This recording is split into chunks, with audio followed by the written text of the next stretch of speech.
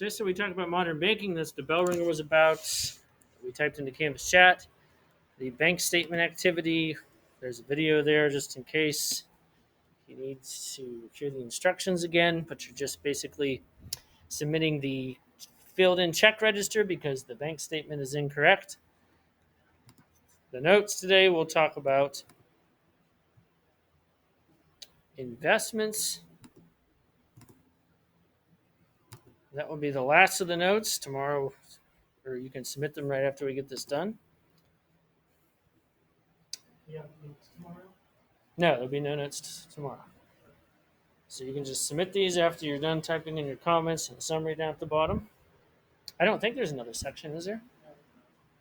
On the, I just heard you wrong. on the table, is there? No, it's not. Good. I just heard you wrong. Investments.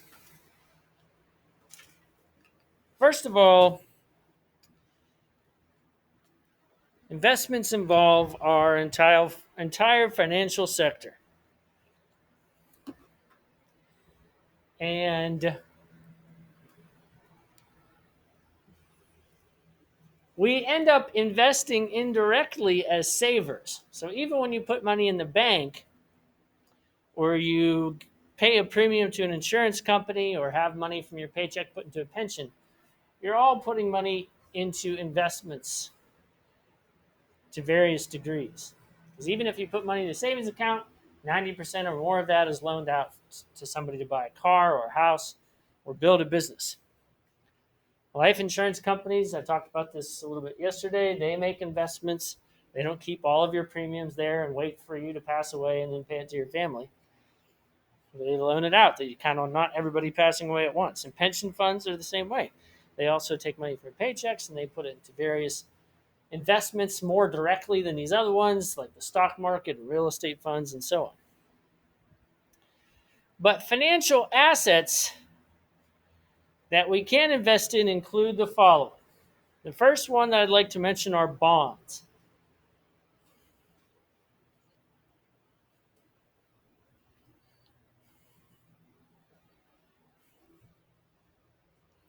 And bonds basically are a loan. And they can be to the government at various levels, or they can be to businesses. Corporations can also float bonds as well, called corporate bonds.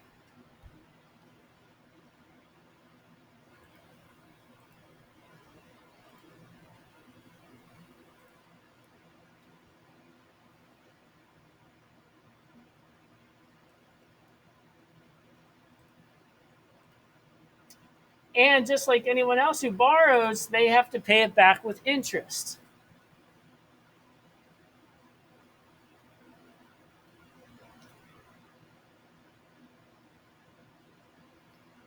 That interest is known as the coupon rate.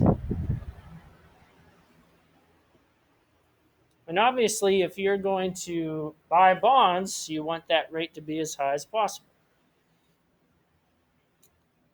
However, it's also important to know, just like someone who has bad credit, if the bond interest rate is really high, it means whoever you're loaning this money to, there's a much greater chance they won't pay it back. Whenever a bond reaches its full value, it's known as having maturity. So whenever something matures, that means it's going to reach its full value. So if your grandparents got you a $50 savings bond, they probably paid $25 for it.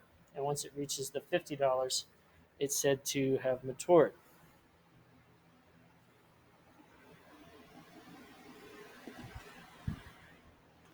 Its actual face value, or the principal that was borrowed, is known as par value. Par value, PAR.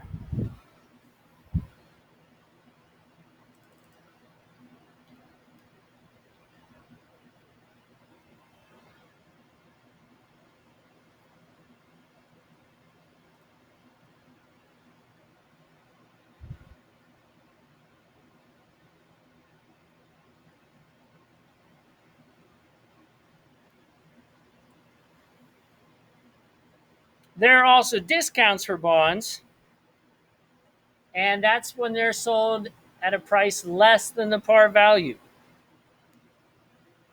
is to encourage people to buy them.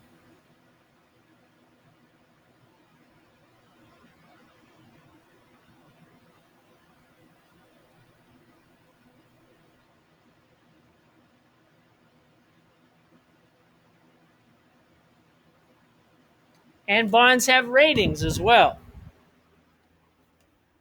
The best, of course, is a AAA rating.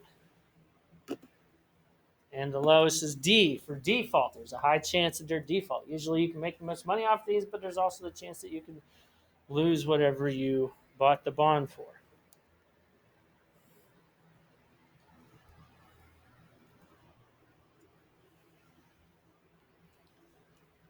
Then, of course, not only are there bonds, but there's also the stock market.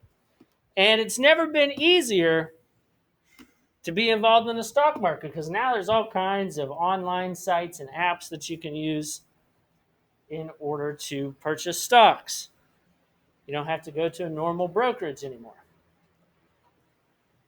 Stocks are shares of ownership in a corporation.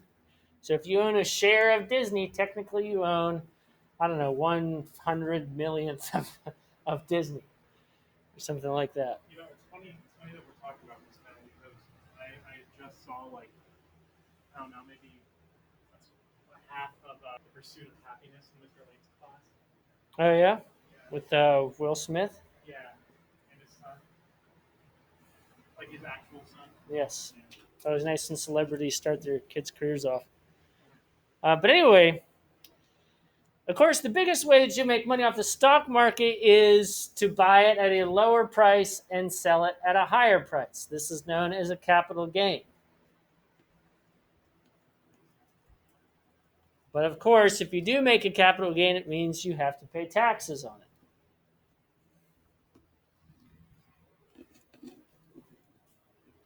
Some corporations will also share part of their profits.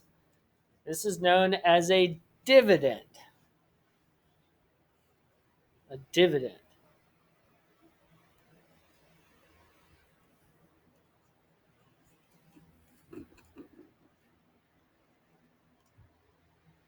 Some stocks will become so high in value they will split, which means the price is divided in half, but now you own twice the amount of stock.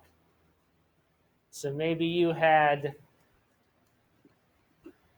$100 stock and you had 50 shares of them. It means that they cut the price in half, it would be $50 each, but the number of shares you would own would go up to 100. So that is a stock split. If you do own stock, common stock, for instance, you might also ask to be able to vote, for instance, for certain measures. If a company's going to merge, or maybe for their board of directors. And so you might occasionally get mailings about these types of things. One of the kinds of stock that I owned just a few months ago, they sent me like a 170-page booklet about a decision they needed made, which is ridiculous. But I expressed like a little interest in clarity, and I got sent like a booklet, a pamphlet, like some sort of I don't know, like a badge. yeah, yeah. Thing. But stocks are traded on what we call the stock exchange. Traded on a stock exchange. And the two most common in the United States are the New York Stock Exchange, or NYSE. This is where you see some of the more older, reputable companies that are more stable. They're often called blue chips traded.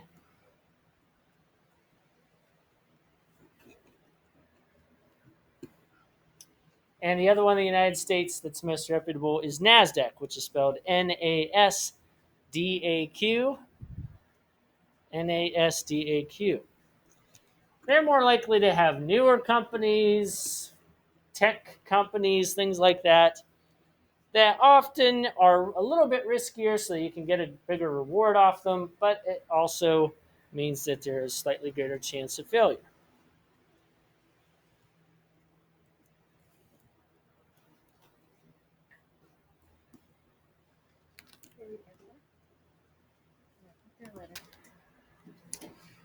The Stock market itself has obviously faced difficulties, and probably the worst time was during the Great Depression, particularly known as Black Tuesday, October 29th. Many people mistakenly think that this was the cause of the Great Depression, but it's not. It was a symptom of it, really.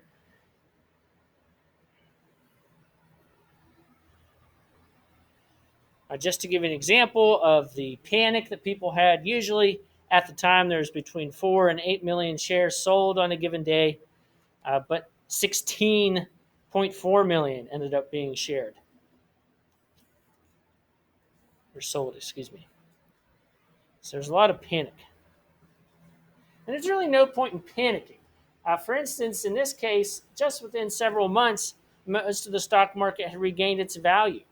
And so the biggest winners are people that didn't panic, but instead bought the stock at a lower price.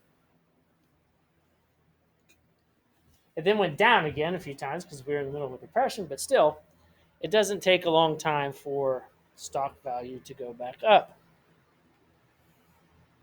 One of the reasons that this was tied in the Great Depression is because people were borrowing money to buy stocks, and this had been happening quite a bit, causing people to overvalue the stocks, pushing up the price, so it became much more valuable than the company's actual worth.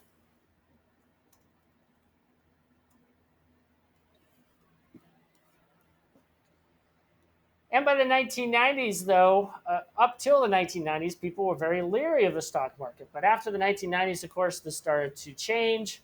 And over half of American households now own some type of funds that are invested in the stock market. Many people have pension funds that are tied in the stock market. They might not even realize it. So you hear a lot of people talk about the stock market and it's overvalued compared to the economy and it's only good for rich people. But actually, a lot of average people make money, even if they don't know it, off the stock market as well. For the remainder of the period, make sure you finish up the bank statement activity or complete one of the other assignments from this unit or any older ones that you have not submitted yet.